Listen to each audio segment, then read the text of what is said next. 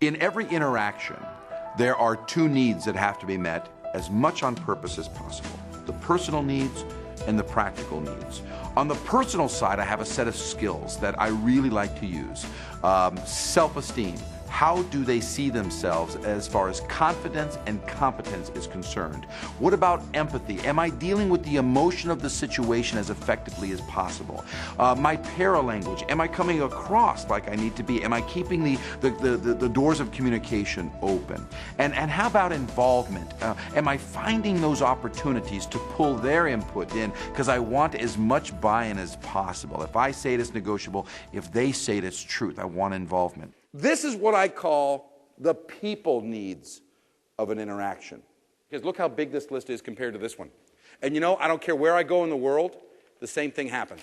We can fill up this list. When you think of great leaders, they fill up this list 3 times before they fill up that list. What does that tell you about the importance of the skill sets of dealing with people are compared to getting things done? I think self-esteem is probably one of the greatest needs of any organization. And it's one of the greatest responsibilities of anybody in leadership. How people see themselves has a direct connection to productivity, tremendous connection to productivity.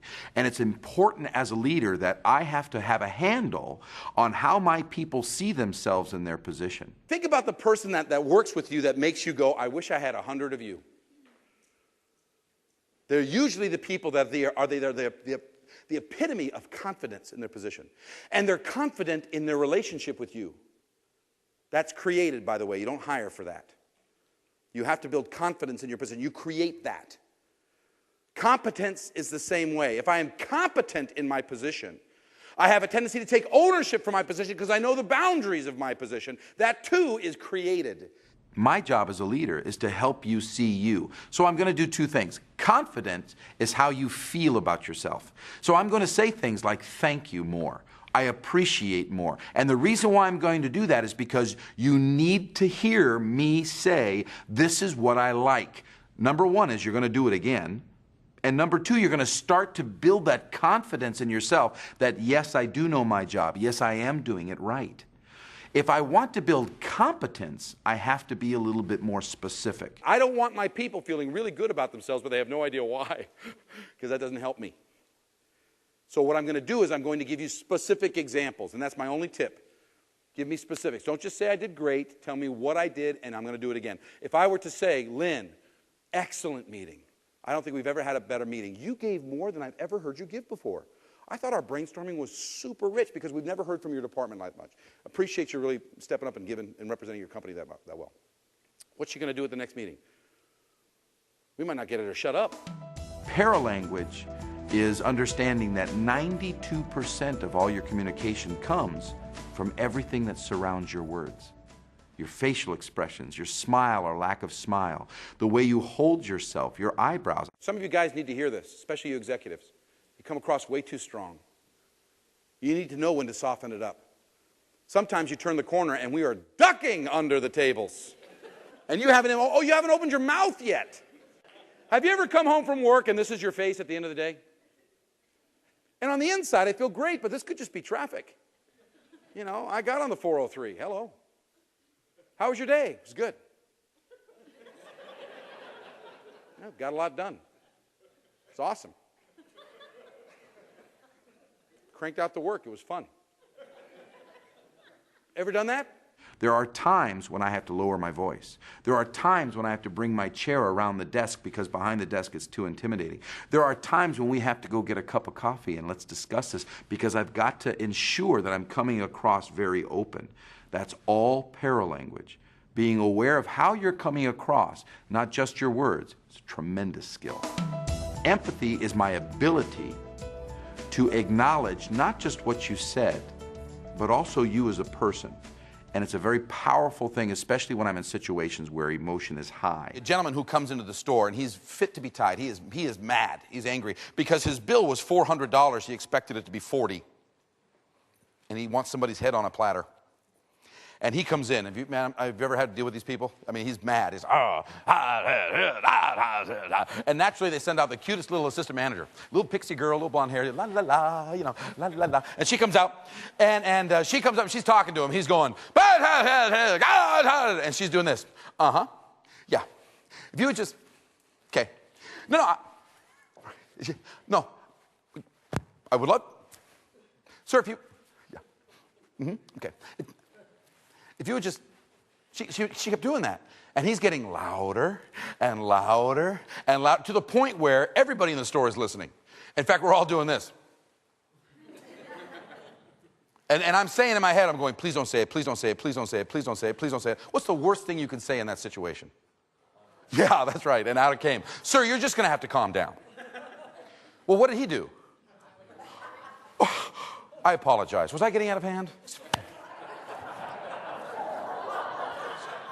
Forgive me. Please forgive me. Is that what he said?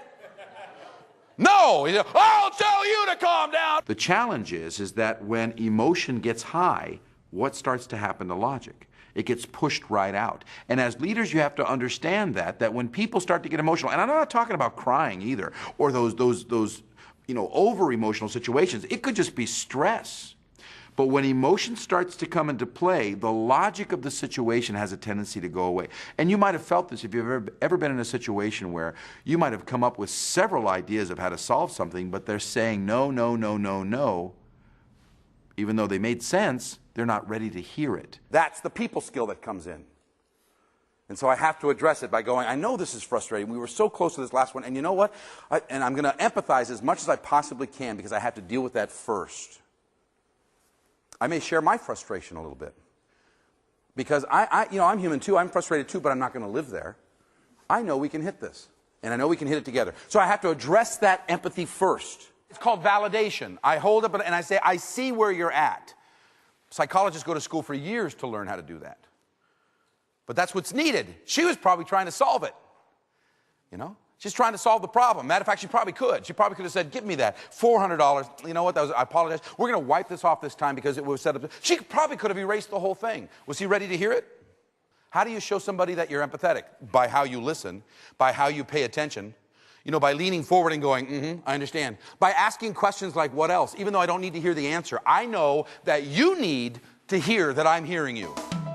Involvement is my approach that I know that the stronger involvement that you have in the solution, the greater the commitment is going to be. You know what the smartest thing a leader can say almost every time they walk into a situation? I don't know. I don't know your perspective. What do you need? Because I don't know. By asking questions and having involvement, I know the entire story. Sometimes as a leader, I have a tendency to have all the information because I have your numbers. Got your numbers right here, and I know exactly what you need. Let me bestow my wisdom upon you. I have to pick the times when I go out of my way to say, what do you think? How would you approach that? What are the concerns? Give me your input. And I'm going to ask those things not because I don't have the answer, but because I know if you said it, the answer would be much stronger in how we implement it. Involvement is key. What's going on? Before we go anywhere, I need to know what's going on. I need to know you're closer to your situation than I am. Self-esteem, paralanguage, empathy, involvement. These are all powerful tools, skill sets to be done on purpose when I get in front of you to address the personal needs of an interaction.